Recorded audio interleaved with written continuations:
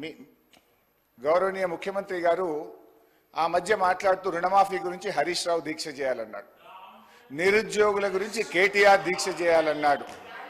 మరి అన్నీ మేమే చేస్తే నువ్వేం చేస్తావు? ఈ రాష్ట్ర సభా నాయకుడిగా ఎందుకంటే నన్ను వ్యక్తిగతంగా అన్నారు అధ్యక్ష, ఈరోజు నీకు అగ్గిపెట్ట దొరకలేదా అంటున్నాడు.